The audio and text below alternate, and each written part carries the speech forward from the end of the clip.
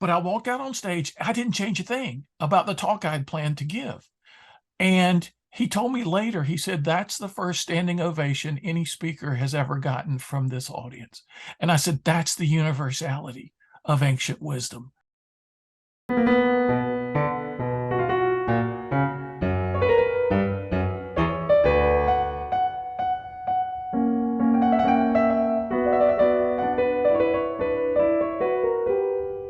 What if Plato ran Facebook or Socrates was in charge of Apple?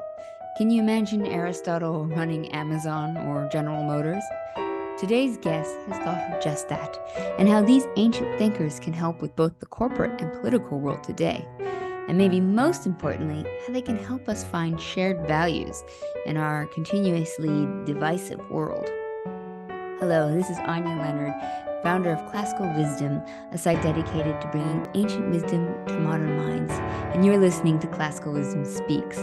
Today we're talking with Tom Morris, one of the world's top public philosophers and pioneering business thinkers.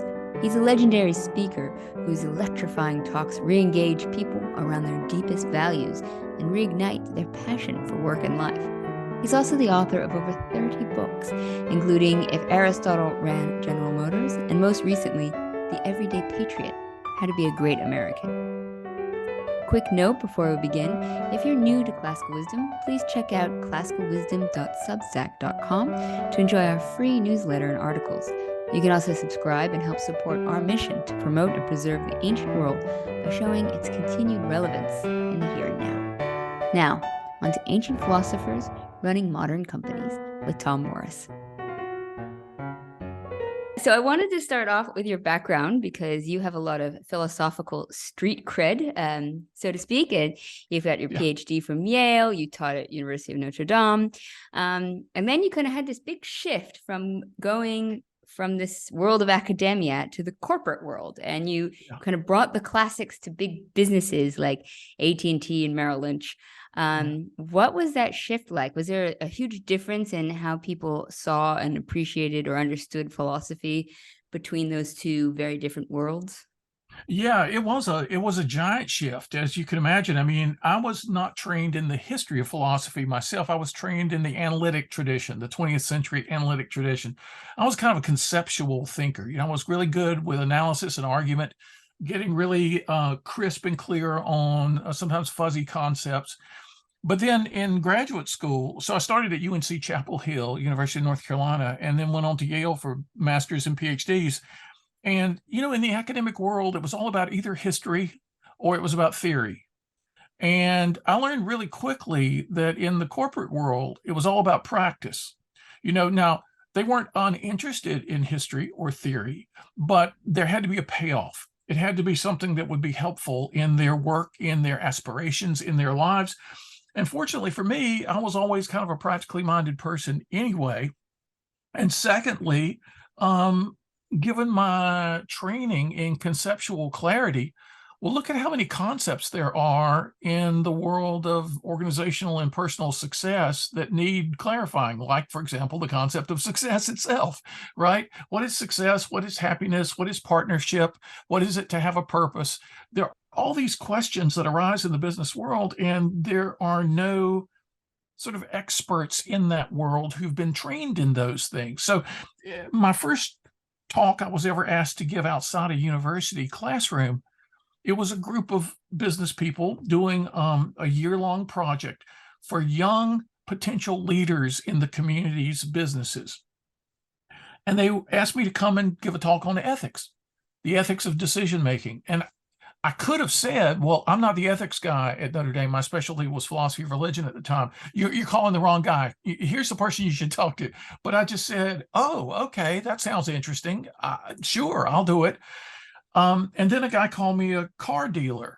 He called me and he said, look, all the dealers in the Midwest get together once a year for a big convention, and we have these speakers to talk to us about motivation. And they all say the same thing, set goals, aim high, believe in yourself, you can do it. He said, is there anything deeper than that about human success that the philosophers have addressed over the centuries? And I said, I don't know, not the kind of stuff I studied at Yale. Let me look into it. And so I was launched into this world that I had no intention of being a part of. I was trained to university life. I thought I'd spend my whole career in a classroom with people, doing philosophy majors and graduate study and that sort of thing. But then all of a sudden I was thrown into this world where people were asking not only very practical questions, but they were asking those questions in a deeper conceptual way than I had suspected I would discover. So there was more of an ease of transition for me as a philosopher than you might think, going from the theoretical and the historical to the practical. No, it wasn't practical in any superficial sense. It was like they've heard all the superficial stuff. Is there anything deeper? Well, what an invitation for a philosopher, right? Yeah, here, I got a lot of deep stuff. Let me bring it to you. So I would just speak on whatever people ask me about. Do you want to hear about success? Okay, let me look into that. Do you want to hear? And so I would dig into, Cicero or Seneca or Epictetus or Marcus Aurelius, or I would go to Aristotle, or I would look at Xenophon, and I would sort of isolate some principles that might be of use in the current time, and I would give a talk, and people would give a standing ovation to the great philosophers. I mean, people were yelling and stomping their feet and clapping and hooting and hollering like they were at a rock concert. I mean, and I'm talking about groups of up to 5,000 or 10,000 people. And so when Wow. you're a philosopher who've been accustomed to being around a seminar table, contemplating, the perplexities of modal metaphysics, and then all of a sudden you're in front of 5,000 people in Las Vegas, and they're treating it like it's a Bruce Springsteen concert or something, you think, wow, people have more of an interest in philosophy than we give them credit for. So it's been an amazing experience. That sounds like quite the journey. I love that though. I think, one of the missions that we have at Classical Wisdom is bringing ancient wisdom to modern minds and showing the practicality and the Yeah. applicability of these ancient thinkers. And so I love that sometimes I think the academic world, the system of it kind of encourages people to become more and more niche because Yeah. of the way the doctorates are set up and everything. And so Right. as a result, it becomes less relatable to the general public. I mean, I've had some Yeah. fascinating podcasts, but they get really niche sometimes. I think the way that they buried the dead in wartime in the archaic versus the classical periods. I mean, it was Yeah. really interesting, but there's that's kind of hard to go to the supermarket and say, this is going to help you pick out your beans. Like, Yeah, right. it's kind of the transition. Sometimes though, by taking a step into a different field, kind of gives you that sort of multidisciplinary aspect, Yeah. but lets you see the sort of the forest from the trees and Yeah, kind of get it the bigger does. picture of the overall arching ideas that you can get in philosophy, or the really profound ones that, I mean, can kind of sometimes get lost in more modern philosophy. I think that Yeah. get kind of lost in the jargon or the terminology, put Oh, people off. absolutely. And one of the things I was most surprised by, not just the sheer enthusiasm with which audiences greeted these talks I started giving, but the sheer intelligence of so many people in corporate life, just and many of whom may have been philosophy majors or may have taken 4 or 5 courses in philosophy or in classics. I mean, a lot of people who go into the corporate world, they've indulged their own interests before they got an MBA and became an accountant or a comptroller or something in a big business. And so I was ennobling these folks in their lives to bring them wisdom from the greatest thinkers who've ever lived. It's almost like I was respecting them at a level they weren't accustomed to being addressed at. And so they really responded. And often the people at the top levels of these organizations, they would appreciate what I was bringing them, but they would worry about whether the frontline people could understand the same concepts. And one time I went to, well, 2 things about that. I was given a talk for a company in America that rents trucks. And I was in front of their 2,500 dealers. I was backstage right before my talk, and the president of the company came up to me and he said, I got to warn you, these aren't people who know who Plato and Aristotle are. They own a mom and pop grocery store or convenience store. They rent a couple of trucks out back every now and then. They're here for an annual convention. So you may have to tone down some of the philosophy. And, there's a sea of 2,500 people, and there I am standing backstage, and this guy's telling me they're not going to understand the people you're going to talk about today. And I'm thinking, well, why did you hire me then? But I said, don't worry, what I talk about is universal. And I was hoping he believed it, because I hardly believed it, being told what I had just been told. But I walked out on stage. I didn't change a thing about the talk I had planned to give. And he told me later, he said, that's the first standing ovation any speaker has ever gotten from this audience. And I said, that's the universality of ancient wisdom.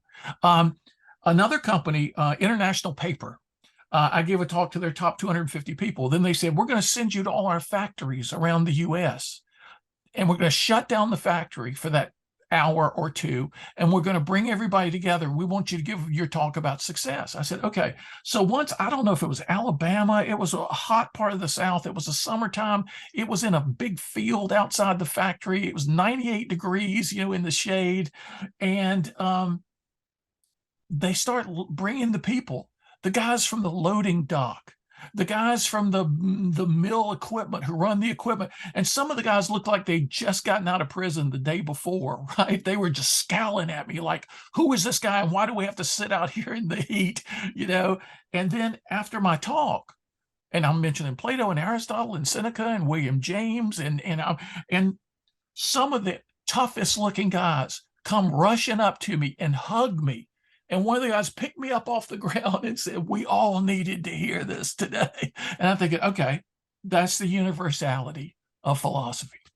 Oh, I think that's just beautiful. I mean, I genuinely am getting like tears in my eyes, because I think, we live in a world right now where we're fed so much noise, on Yeah. social media and news, and there's this like constant just barrage of information. And it's kind of hard to sift what's real, what's not. And a lot of times it's just trying to grab headlines and be clickbait and get people to scroll further. And I think there's a real desire, genuinely, for all society to feel the meaningful. And I think what's one of the beautiful things about the ancient history and philosophy is that anyone can take part in it. It's part of a great conversation that anyone from all over the world can take part in. And I usually live abroad in various random countries like Argentina, and the classics are beloved here. Every bus stop, newspaper stand has at least 2 classical works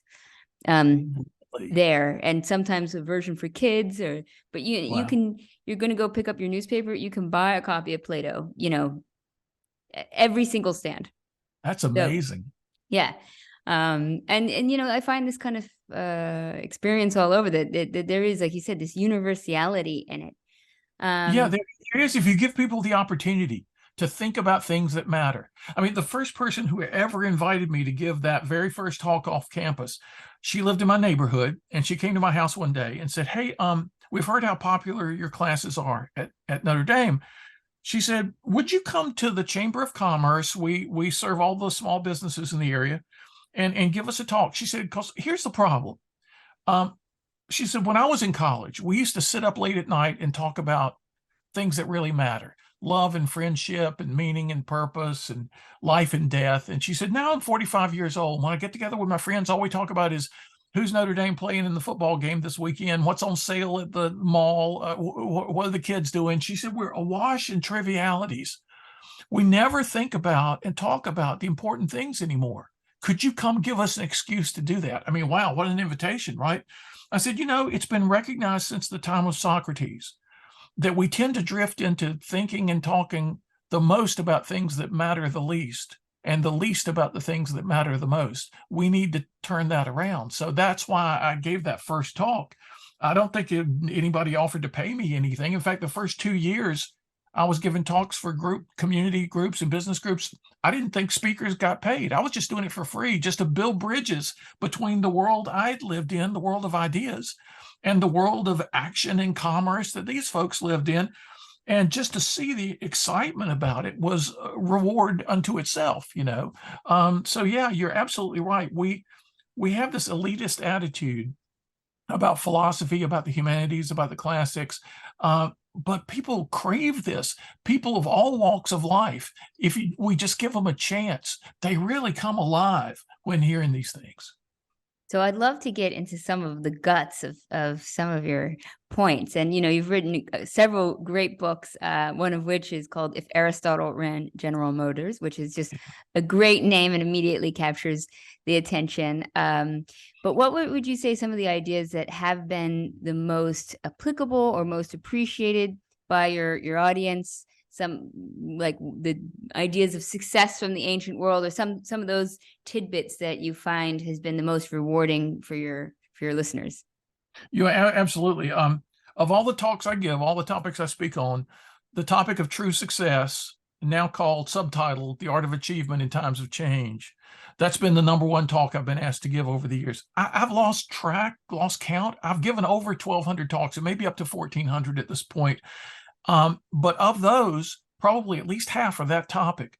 And when I went back to look at success in the ancient world, first of all, I try to give people a greater understanding of the concept of success. It's not intrinsically about money or power or fame or status. It's about, I used to tell my students, my undergraduates, I call it the 3D approach to success. It's about discovering your talents, developing those talents, and deploying them into the world for the good of others as well as yourself. It's about becoming your best and doing your best for other people and making your positive impact on the world. And once we separated it from those sometime occasional accompaniments like money, fame, power, and all the rest, we can concentrate on what really matters. So I came up, after just surveying lots of ancient, medieval, Renaissance, and modern literature, I saw deep down beneath very different traditions. So you can get some of these things from the Tao Te Ching, from the Analects of Confucius, from various Hindu sources, as well as from the Greek and Roman classics. I came up with a framework of 7 things, 7 tools for success. I call them the 7 C's of success in English. We need a clear conception of what we want to see happen as a result of our efforts in any opportunity, any challenge. We need to have our own clear conception of what it is we want to attain. Number 2, we need a strong confidence that we can attain the goal. And number 3, we need to focus concentration on what it's going to take. It's not enough to have a clear goal and dream big and be confident. You got to break it down, okay? Divide and conquer. What if I want to be a certain place 6 months from now? Where do I need to be 3 months from now, a month from now, a week from now? What can I do today? We need a stubborn consistency in pursuing the vision. So I can't act one way today and another way tomorrow and act contrary to my own intentions and expect it to go well. Consistency understood properly, not as a blind repetitive behavior, but as harmony with our highest goals and deepest values, whatever the circumstances might be, is a real force multiplier. An emotional commitment to the importance of what we're doing, the passions, the heart, a good character to guide us and keep us on a proper course. A lot of Aristotle packed into that. A capacity to enjoy the process along the way. Too many people gut it out. They just feel like they've just got to be miserable to attain the success they want in life. They're never the people who get it. It's the people who love what they're doing. And we all have hard days. But if I can help people to cultivate a capacity to enjoy whatever can be enjoyed, or else do something else where you can find enjoyment, then you flourish, then you blossom. And the whole idea of eudaimonia, or of well-being, or of human flourishing, of happiness defined not as giddiness or just a pleasant feeling, but as a kind of being and doing in the world. If people get this deeper sense, then it just sort of, it unleashes them, it liberates them, almost like Epictetus, who said, I was a slave, but so are you. We're all enslaved to something. There are too many people enslaved to false conceptions of success. If I can liberate them from those chains and then give them practical guidance from the great philosophers, look, this is not me making it up. This is just me bringing you what great people have said before me. Then that's what people get so excited about. So that became a book called True Success, my first non-academic book after 10 or 11 university press books, Oxford and Cornell and Notre Dame Press. True Success became a really best-selling book, launched a lot of talks, and then I realized there's something more to success than just goal setting and goal attainment. That's all we talk about in our culture right now. But there's a relationship side of success that nobody's talking about. That research became the book If Aristotle Ran General Motors. The goal setting side, the teleology, the relationship building side, the sociology, you might call it. Let's put these things together. And so that became my first legitimate big national bestseller. And CEOs would tell me they have it on in their office on the shelf. They've had it for 20 years, for 30 years. When they saw it in a bookstore, If Aristotle Ran General Motors, they said, okay, I got to get this book. And it wasn't even my title. I had a boring title, Reinventing Corporate Spirit. But I gave a draft of the book to a friend who was a hospital president. And he said, I love this book. I love everything about this book, except the title is really boring. And I said, well, reinventing was a thing in the 90s. Everybody wanted to reinvent their organization. So I said, well, why don't we reinvent the corporate spirit, and he said, yeah, I get it, but it's a bad title. Maybe something like If Aristotle Ran General Motors. I said, maybe something exactly like that. So I can't even take credit for probably my most famous title. Well, it's good that you're honest about it and open-minded to take suggestions wherever they may be. It's funny that you're saying, not funny, but it's interesting that you're saying about these different elements, and there's a bit of Aristotle here, and obviously a bit of Stoicism, and I noticed that when you talk about finding the joy sometimes in it, like that's a bit Epicurus to me. Oh yeah, the idea like of appreciating the moment and present, and it's interesting because I've been working a bit on a theory for a while, a concept of my own about the art of cherry picking, because we want to find these gems and these points of universality within these ancient philosophers and take the points of it that are applicable in our modern lives. So do you have a process in which you find something that is universal or useful to people now versus, like I always say, like there's so much greatness in Stoicism that if you get caught up on the cold showers, you might miss out on the rest of it, The cold showers and the sleeping on the floor and the eating bread maybe every other day if you eat anything at all. And what about all this metaphysics about strict determinism, and what about Jupiter, and what about but it's funny, it's good for you with the project and the title, because there is this crazy prejudice in the academic world against the thing we all naturally do, the cherry picking, right? Why not? Here's my image for myself as a philosopher. Now, I live at the beach, so it's a strange image to have, but I imagine myself in the mountains of North Carolina, one of the oldest mountain ranges in the world, where people often go to pan for gold. And they stand all day in a cold mountain stream with a pan, and their pan most of the day is filled with mud. Every now and then they see a gold sparkle and they pluck it out. That's their gold nugget they found that day.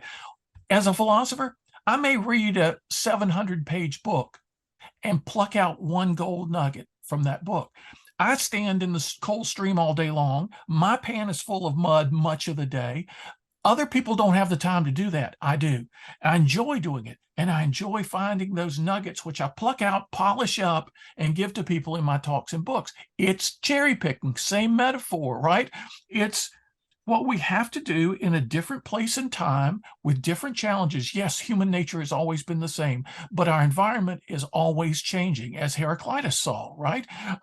So what we have to do is we have to find what in Plato, what in Aristotle, what in these various thinkers comes alive for us now. So I read it as a person who's living when I'm living at the point of history, and I see what jumps out at me.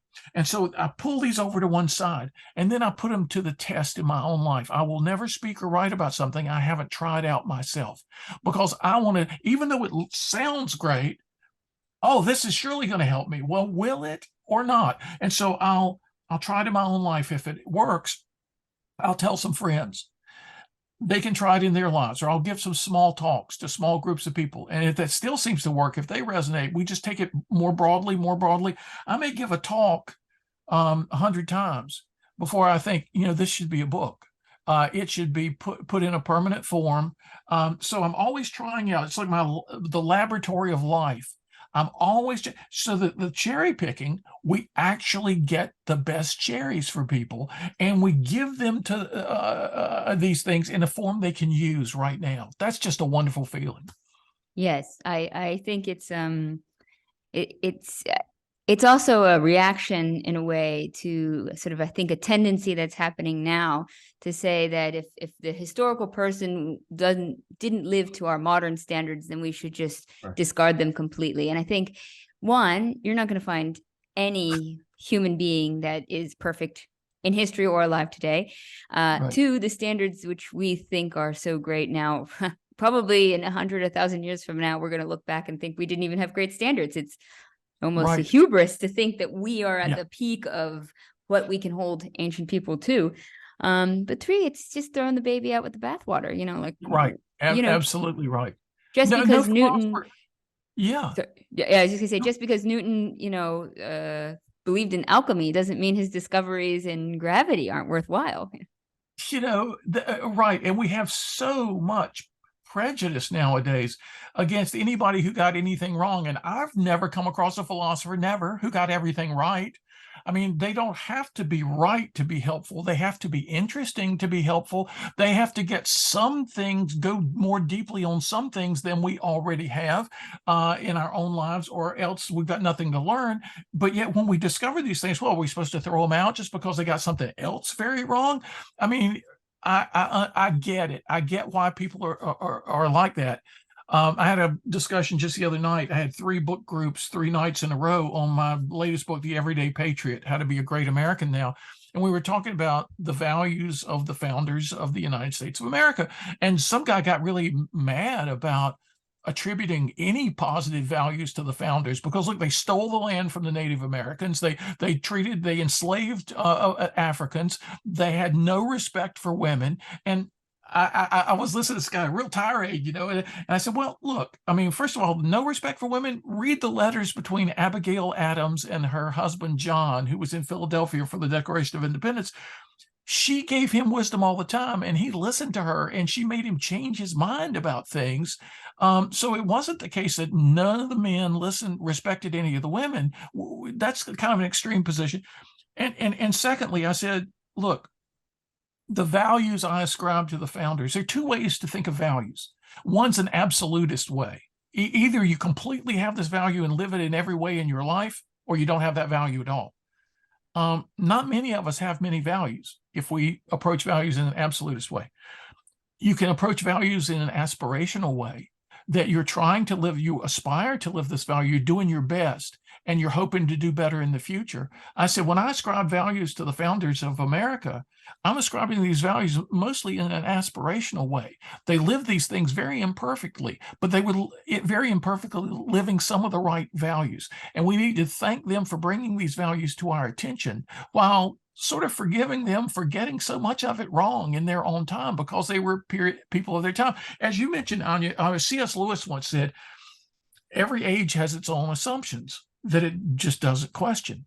And they're like the air we breathe. We're hardly even aware that we have them. The only way we become aware is reading books written in other times where the assumptions were different. He says the books of the future are not yet available, so we should all read the books of the past, just to give us a sense of this contrast. Not just with, okay, let's find out how much better we are than the Romans were with respect to, slavery, with respect to gender, with respect to, wait, let's see if there's something they got right that maybe we're not getting right. So yeah, absolutely. I completely agree. Yeah, and it's amazing how, as a society, we're willing to separate the art from the artist, or the music from the musician, but Yeah. not the thinker from the thoughts. It's Uh-huh. kind of a lack of consistency in that regard. But That's a very good point. I want to you mentioned your book, and that was, I really want to get into that as well, because you've had another huge shift, I feel like. Maybe, correct me if I'm wrong, but you've moved now from the corporate to the political. And this idea of discussing what makes a good patriot, and returning to values. Completely unexpected, just like the transition in the corporate world was completely unexpected. And here's the book. It's sitting right beside me, The Everyday Patriot. It's a little book, but it's having this big impact with people. And a friend of mine, a guy I've known for 31 years now, he called me years ago and said, "Hey, I just bought a copy of the Declaration of Independence for $8 million." He actually spent 8.2, I think it was. I said, Wow. "Really? You overpaid? I got a copy at the local bookstore for $4.95." He said, "Well, a guy bought a painting at a yard sale in Philadelphia just to get the frame to use for something he had at home, and had a bad frame. He needed a better frame. So he wanted to take out the picture, didn't like the picture. He got home, he started taking it apart. Something was folded up behind this bad picture. It was an original printing of the Declaration of Independence on July 4th, 1776. 200 Whoa. copies were printed that night in secret to be distributed to the colonies and read aloud in public places so people would know what was going on. Wow. 23 of those were known to have to still exist, not to have been destroyed. And this was number 24, if I remember correctly. And so the guy who bought it for $4 auctioned it off, and he got $8.2 million for it. And my friend said, I bought it to send it around the country so people could read and see our national birth certificate and the values that our nation is supposed to stand for. Would you come up with a speech that you could give in connection with the tour of the Declaration and about our founding values? And I said, "Oh, okay." And so he calls me 2 weeks later and said, I had to turn this over to a team of people. He's a famous producer in Hollywood, TV and film producer. He said, and then word leaked out in Hollywood. Now every Oscar winner wants to travel with the Declaration and be the person who gives the speech. And my team says, no, it was Norman Lear. He said, Norman, who's going to draw the crowd? Your friend, the philosopher in Wilmington, North Carolina, or the Oscar winners of our day? He said, all right. I said, well, why don't we turn it into a book? He said, that's a good idea. So that was the origin of the book. Not my idea at all. But when I went back and read the Declaration of Independence and other early American documents and saw how much these founders of America relied on British philosophers and German philosophers and Roman and Greek philosophers, I thought, okay, I'm going to go back and see how Aristotle, how politics as about how best to live well together, not as a game, not as a blood sport, but politics as about human flourishing, right? And you read Aristotle's book, The Politics, and I extracted a formula: people in partnership for a shared purpose, people plural in partnership, a certain kind of relationship for a shared purpose, guided with a value-laden sense of what they wanted to make happen. And so I wrote this little book trying to avoid all the political divisions of our day, so that no political faction would say, oh, he's one of them, I'm not going to listen to this book, I'm not going to read this book. And apparently it succeeded, because in these book groups from all over the country, people on opposite ends of the political spectrum are saying, oh, this is interesting. We need to think more about this. We need to talk more about this. And my favorite email I got about this book was a few months ago. A young guy, very, very philosophical 19-year-old in Bucharest, Romania. He said, I just read your book, The Everyday Patriot, and now I want to be a better Romanian. And I said, okay, that's what I wanted. That's what I wanted to see from this. Well, you've preempted one of my later questions, but before we get to that, I would like to kind of get into some of these. What are some of these shared values and concepts that you say, makes America, or maybe any nation, a great nation? And I do, but just to say quickly, I love that you've taken a nonpartisan approach at it. And I think that's so important, because I see the sort of divisiveness that's happening, the polarization, especially when you're like on the outside looking in. And it's it's terrifying, and it leads to disaster, as history will attest to. So I think if I think the goal of pointing out and demonstrating shared values Right. is not only like a noble mission, but probably one of the few things we can do to bring back a nation that's sort of divided. That's right, because even people who are on opposite ends of the political spectrum, if they meet each other because they're both volunteering at a homeless shelter, a food pantry, a soup kitchen, and get to know each other as people before issues of politics ever come up, then they've established a relationship. I love this passage in the Iliad. And I wish I could quote book and verse, but where these two guys are getting ready to fight. And one of them says, wait a minute, I've watched you today. You're amazing. I got to know who you are. And the guy says, what do you mean who I am? I'm the guy who's getting ready to kill you or something like that. He said, well, yeah, probably, but you got to tell me who you are. And after a little give and take of this guy being puzzled by why he's being, look, we're in the middle of a battle, and he said, no, please. And the guy says, all right, my father was so-and-so from such and such, and my grandfather was so-and-so from, wait, whoa, your grandfather was who? Wait, my grandfather and your grandfather were friends.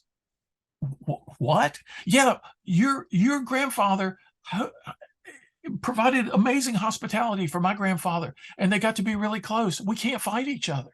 And the guy says, I guess you're right. We can't fight each other.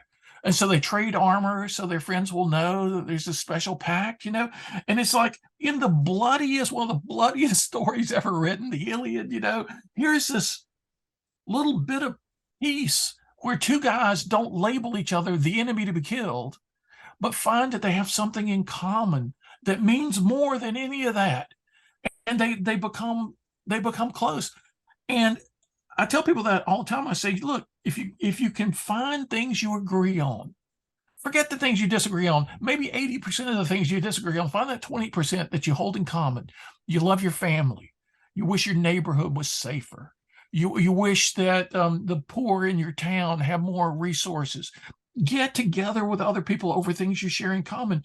And then all of a sudden you'll begin to care a little bit less about the things you differ on. And you'll be able to expand that circle of agreements in ways that might even really surprise you. I think that's beautifully said. And I think people forget how quick we are to see differences. And I always think that narcissism of small differences is a perfect example. And some of the Yes. bloodiest wars have been fought between two groups of people that are, like, from an outside perspective, almost identical. They might have one difference in their policy and their religion, or something really minuscule. And it's almost like the smaller the difference, the more people focus and concentrate and obsess about that difference when they're not paying attention to, as you just beautifully said, all the things that they share in common and those shared values. Well, I'm just shopping around a book to publishers now about why smart and talented people do so many stupid and self-destructive things. And this very problem you bring up, they can focus on something really tiny and blow it up into something really big and end up starting physical wars that are the worst things that human beings have ever experienced. And we should have learned by now they never accomplish anything good. They just postpone problems and create other problems. My book is based on Mary Shelley's novel Frankenstein, which I take to be one of the greatest cautionary tales in history. And she wrote a second book. Well, she wrote a number of books, but one that nobody knows about was published a few years later in 1826. And its subject was, it's a novel about a pandemic in the 21st century that kills everybody. And it's called The Last Man because it's narrated by the last man alive. But when you read this book about a pandemic, talk about a prescient topic. When you read this book, it's not so much about epidemiology as it is about the very same character traits she saw in Victor Frankenstein, her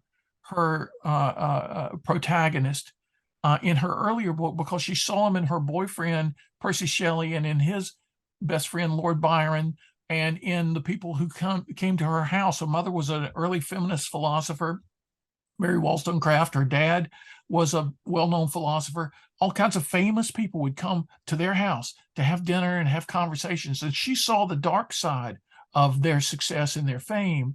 And so she writes this book about a smart and talented man, Victor Frankenstein, who has this audacious goal and who does those 7 things I ticked off. He does most of those things to attain his goal, by which he unleashes into the world a monster he can't control. Now, what a metaphor that is for so much that goes on in human life in our time and throughout history. So I call my book The Frankenstein Factor: Monster Success and Massive Failure. How our very successes can turn into terrible failures if we have the wrong motives, means, and methods. So Mary's stories gave me a new framework for analyzing who never to hire, who never to promote, who never to invest in, who never to vote for, and most of all, who never to be.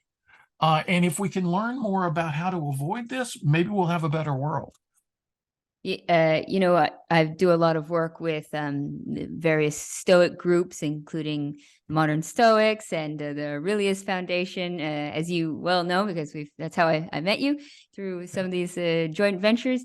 And it's really interesting. I was talking to Justin Steed, who runs the Aurelius Foundation, and he also is the CEO of a billion-dollar company in London.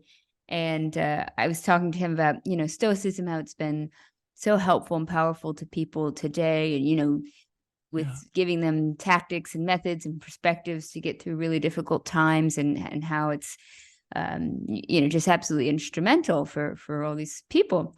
And Justin said to me, Stoicism, it helps people when they're having a hard time, but actually I find that it's even more helpful for when people are really successful. and it kind of blew my mind when he said that. But then I was thinking back through history, and you think of all the various Roman emperors and how power and fame and success can change people. And once they have that power and that money and that success, once they're changed, then the damage that they can wreak and havoc. But the rare examples of the potential philosopher kings or queens, that is even has a much outsized response when those individuals who are successful can be still good people. Right. If we could help them handle their success better, if we could help them handle their power better, because there's actually a lot of neurobiological research that having power, or more accurately, believing that you have power, because a person doesn't actually have to have it, but if they think they have power, it actually degrades various brain function, almost to be the equivalent of temporary brain damage, where people are not as empathetic, they're not as good at risk management, they're not as good at projecting the consequences of their behavior long term. And it's almost like what Seneca says, and other Stoics say it as well, but I'm reading Seneca these days, so I'm fresh on him, how with his big exercise on anger, he says you've got to cut it off at the start, because once it gets momentum, it's like a person who's running really fast and is not going to be able to stop instantly, right? So if you let the successful indulge the wrong behaviors for too long, it's going to be really hard to call them back. But if you can help them cut it off with the right principles, with the right recognitions and understandings early on, they spot what's going on in their own lives, they can pull back then. They still have the power to do that. So that he's right. I mean, I'm glad you mentioned that too. I need to talk to him, because I was just asked by we have in the US, and it's around the world too, but it's really well known in the US, the Dummies series of books, big yellow books. I was asked years ago in the 90s if I would do philosophy for dummies. They had asked the Metropolitan Museum curator, Metropolitan Museum of Art, Thomas Hoving, if he would do the book Art for Dummies. And then they asked me if I would do philosophy for dummies. I said, but you guys do books on practical things, right? Like gardening and car repair and computer software. And they said, oh yeah, that's how we built the series. But now we want to launch into lifetime learning. We want to do the humanities and the arts and the sciences. And we want you two guys to do the first two books. I said, oh, that would be awesome. So I did a book called Philosophy for Dummies. Well, just a week ago, they said, we need you to do a new book, because a year ago I'd done a new edition. And I said, on what? And they said, Stoicism. We want you to do the book Stoicism for Dummies. She said, we're watching this worldwide interest, this wave of interest across our culture in this country and in other countries as well. Has a philosophy ever been that popular in the modern world? And I said, well, existentialism had a day in the 40s and 50s among the beatniks and the beat generation poets and stuff. And Buddhism, philosophy of Buddhism had a thing in the 60s and 70s, the Beatles and the Maharishi and the Hindu and Buddhist stuff. I said, but yeah, Stoicism just seemed to... I did a little book called The Stoic Art of Living in the late 90s. It was published in 2004 by a small press, before anybody cared, before anybody was interested in this. And so to see it just blossom into this huge interest across business, the military, sports, entertainment. It's amazing. So you and I should take advantage. So I ended up saying, well, I'll do it if I can recruit one of my former graduate students who is a really good historian, because I'm a conceptual guy and he's a really good historian, and we'll do it together. So they want us to write it between now and September. That's Wow, like an good luck. insane schedule for a 300-page book, right? And okay, and they want us to not just say what all the other books are so well saying. All the books that are out on Stoicism now. It's like, really, we need another book? Well, we better write it in such a way that it takes us to a new level in our understanding of Stoicism. And so that's our commitment. We're going to do some new stuff. And it's because I agree with what your friend said. It's needed at every level. And the sooner the better.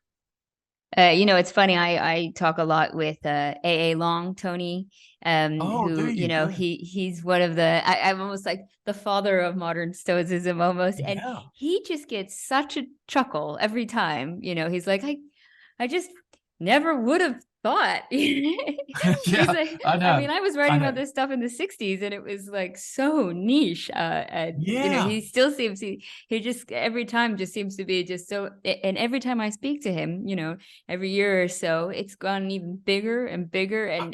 Yeah, he must feel like it's crazy time, because it's almost as if, go back into the 80s when I was doing modal metaphysics, possibility and necessity and all that. And suppose people came to me and said, there are 4 books on the New York Times bestseller list on modal metaphysics. I would have said, wait, what? What alternate reality do I live in all of a sudden, right? Yeah, So yeah, it's hard to process, but we need to take advantage of this, right? Well, make hay while the sun shines. We need to make a difference in people's lives now that they're interested in things that matter. I say Marcus Aurelius is my gateway drug. Stoicism is a point of entry to the world of philosophy, and I'm just like, yes, come in for the Stoics, stay for the Yeah. Epicurus, Mhm. have a look Yeah. around skepticism. Yeah. It's I was saying there's so much knowledge and gems in these ancient philosophies that I think can benefit people. So I'm happy, as you say, that the Yeah. people are kind Yeah. of getting into it. But That's it right. does And make not me. every book has to get it right. Not every proponent. There's so many excited evangelists out there who are, like you said earlier, they're pumping up the thing that they really hit them, the cold showers or the sleeping on the floor or whatever it is. Okay, and why was that? Let's go a little deeper. Let's connect it up with some other things. So I'll start anywhere with anybody who has an enthusiasm about the ancient Stoics. Let's start with what tickles your fancy. Let's start with what drew your attention, and you'll be amazed where we'll end up.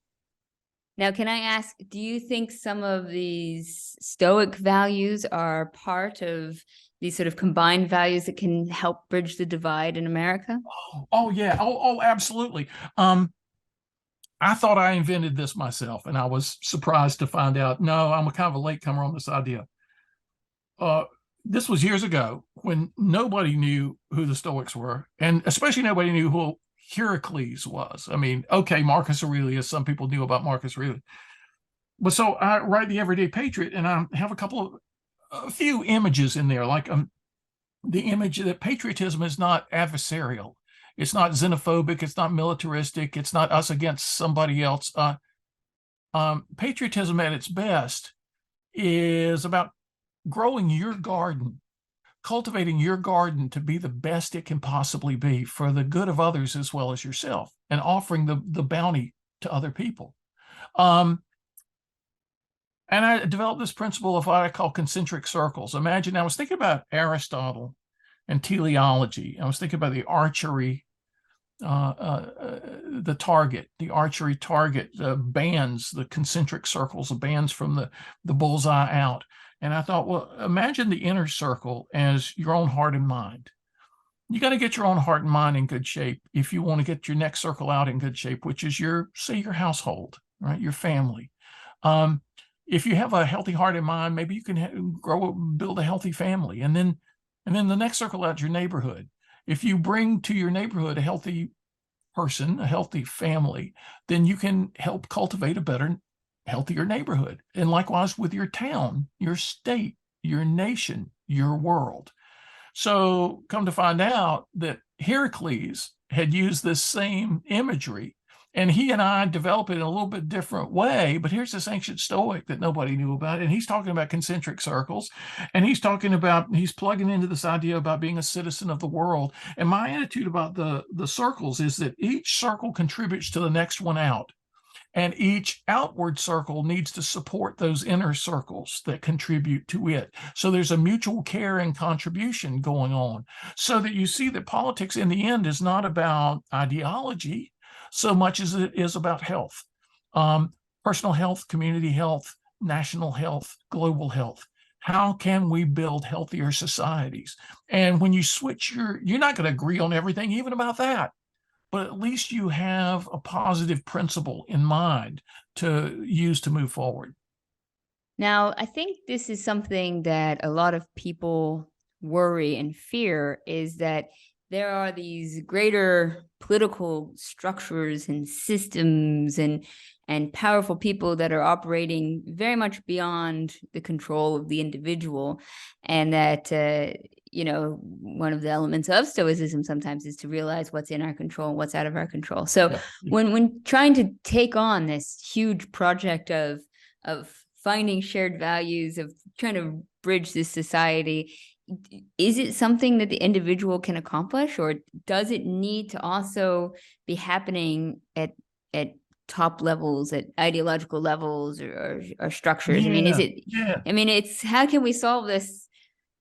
I see it has to go on in both ways. I mean, because too much of modern politics has become a spectator sport. People feel disempowered in their own lives to make a difference. So they come together in these huge crowds, these huge mobs, to follow a charismatic leader. And I think of the Pied Piper story, right? They're following these leaders often into the wrong directions and to their own detriment.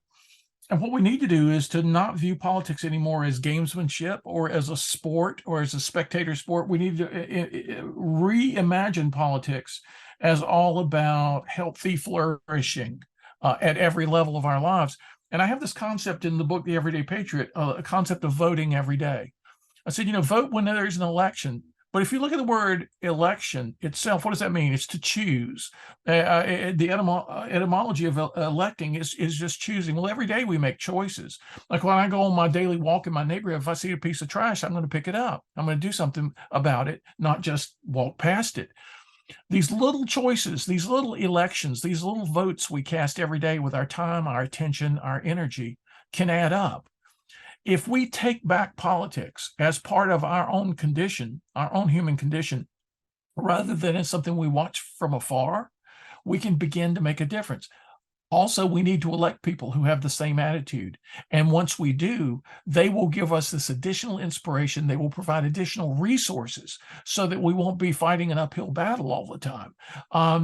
And that's the way it's a yin and yang. It's kind of a both and situation. The dynamic has to flow in both directions. But once we get it going, then we can see a difference, I think. And I'm a firm believer in the pendulum model for human experience.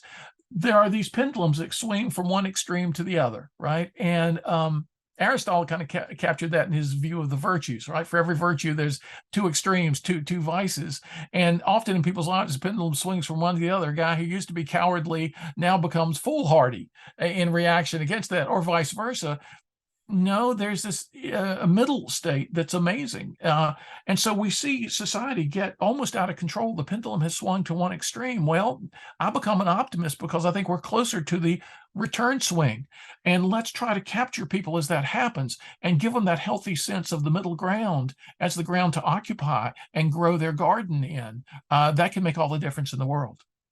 Yeah, I've been talking a lot about this topic with Massimo Pigliucci, and he wrote a book called The Quest for Character. And, he was saying something very similar, that we're in a very negative cycle right now where we've become cynical. And so we aren't participating. And I think your point is perfectly said, that we need to be active and thoughtful about it again if we want to be the change that we need. And I think your secondary point is absolutely essential, that if we, as the pendulum swings, if we can just stop Yeah. for a moment, have a look Yeah. around, just Yeah. get in the middle Absolutely. space. Absolutely right. Because we have people, spokespeople on both ends of almost every spectrum. Mhm. But we don't have enough people calling us to the middle ground. That's what we need. And I think we can make a surprising difference if we speak out for the wisdom and virtue middle ground. Because most people have a visceral sense that there's something wrong about the extremes, even if they're participating in one of the extremes. They're conflicted about it to some extent. And if you can point out a more golden path, right? Then they're going to be attracted. So that's what I try to do in the book, The Everyday Patriot. And it's funny because you ask about what kind of difference it signaled, because I was doing the corporate and now it's the political. And what's next is almost what I've been doing in both those contexts already, the personal. True success was almost as much about personal success as it was about organizational, institutional success. In fact, probably even more so, because organizational success I see as arising out of the right kind of personal success. And so this political book, somebody read it recently and said, wait a minute, this inner circle principle is needed in the corporate world too, because there are companies in which different divisions of the same company are fighting each other. They need to understand each other as part of a common, shared purpose. And these circles I can use that in the corporate world. So it's all connected. The Frankenstein factor is going to relate to politics as well as corporate life, right? And it's going to be a cautionary tale about people in their personal lives. A book I had come out right before the pandemic. People said to me, "Are you some kind of a genius? You know exactly the book we need to." It's the book. I have it right here on my desk. It's Plato's Lemonade Stand: Stirring Change into Something Great. There's an old saying in the South of the U.S. where I grew up. It's when life hands you lemons, make lemonade. And people in other countries tell me they've heard that too. We've talked about resilience for a long time. When something bad happens, bounce back. We've talked about grit now for 10 years. In tough times, soldier on, be persistent, be determined. But this whole image of when life hands you lemons, something sour, something bitter, make lemonade, something sweet and delightful, that goes beyond resilience. It goes beyond grit. It's a transformational attitude about difficulty to delight. And the reason the book came out when it did, right before the biggest load of lemons anybody had ever experienced with COVID, is that it took me 15 years to write it. It had 6 different titles. It got rejected 44 times. So finally, by the time all that was done, it was 2 months before the pandemic hit. So no, I'm not a genius at all, but I draw on the ideas of people who are. Now, can I just say, just on a very silly side note, that I don't know if you're familiar with the beaches in Rio de Janeiro in Brazil, Oh, but they have these oh, little stands, like numbers along the whole beach, and each little stand it looks like a little lemonade stand, but you can get coconut oh, water, or really? mojitos, or caipirinhas, maybe a plate of Oh, fried shrimp. And there's one that's, I think, in Copacabana, and it's Socrates. It's called Socrates, and it looks just like that, but it says Socrates no, on the beach. that I've is. taken a photo of it. I will send it to you because it's Well, that's great, because my daughter, Sarah Morris, was the cover designer of this book. And when she showed it to me, she said, okay, before I show it to you, don't say no right away. And she showed it to me, and I said yes right away, because I thought, because it's so serious. I'm using Plato as an inspiration. I mean, here's a guy who's idol, whose mentor, whose ideal about everything good is poisoned by popular demand, right? And what does he do? Does he say, okay, no more philosophy for me? If that's the way people are going to be about it. No, he reinvents philosophy in a lot of ways, and he turns this difficulty into delight. So he's kind of my guiding inspiration. But I draw deeply on the Stoics. I draw deeply on all the classic sources, and try to help people understand. Because when I grew up hearing that, when life hands you lemons, make lemonade, nobody ever said how. And so I thought, I wonder if the philosophers said how, and turns out they did. Can I ask one final question, because you've been so generous with your time, and I would just love to know, you've sort of drawn on so many different philosophers, and we've talked about like the popularity of Stoicism. Is there an ancient source that you think is just a well of wisdom that people haven't realized or appreciated yet? Oh yeah, a lot, I think. Absolutely. I mean, it was like before I discovered Blaise Pascal, the you know 17th century philosopher and mathematician. I hadn't heard anybody talk about Pascal. Before I read the Stoics, I was teaching a seminar at Notre Dame on Pascal for elderly people. It was called Elder Hostel. It was for people retired, often in their 70s and 80s, would come to the university for a month and take courses. Maybe my course they'd take for a week. And after this introductory thing on Blaise Pascal, where I thought, it was such a great introduction I was giving, and an old guy, almost 100 years old, comes up to me afterwards and said, Seneca said it all. And I thought, who is Seneca? Because they didn't teach Seneca, right? So yeah, I think there are a lot of resources. In fact, I'm just finishing up a book I've worked on for 30 years Wow. called Beyond the Stoics, because I hope to bring people some of this forgotten forgotten treasures. Uh, at least in modern business life, in modern corporate life, in modern political life, even in people's personal lives. There's a reading of the Tao Te Ching. There's a reading of of Confucius. There's a reading of Cicero. That Cicero gets some attention these days because of what he said about Stoicism, but he doesn't get much attention in his own right. There's some stuff from a medieval mystic in the Muslim world, Hadrat Ali. There's a Spanish Jesuit, Baltazar Gracian. There's a billionaire Buddhist monk in Japan who must be 100 years old that nobody's ever heard of. And I'm digging into all these treasures of the past and present that I think are neglected because we need their ideas now. So thanks for asking that. Just like the Stoics were neglected a few years ago, there are a lot of other neglected treasure troves out there. And if I can help people to discover some of them, I'll be feeling like I'm doing something useful. Well, thank you so much, Tom. And I think, your books are a perfect example of that goal. And Aristotle and General Motors, as well as The Everyday Patriot. So I'll put links to those below for anybody who is ready to enjoy some more wealth of ancient wisdom. Thank you so much. This is so much fun to talk like this. I mean, we couldn't have had conversations like this 10 years ago, 15, 20 years ago. It's a wonderful time to be alive when there's not just such a great need for ancient wisdom, but there's such a great interest in ancient wisdom. And when those two things come together, it makes me very hopeful. Perfectly said.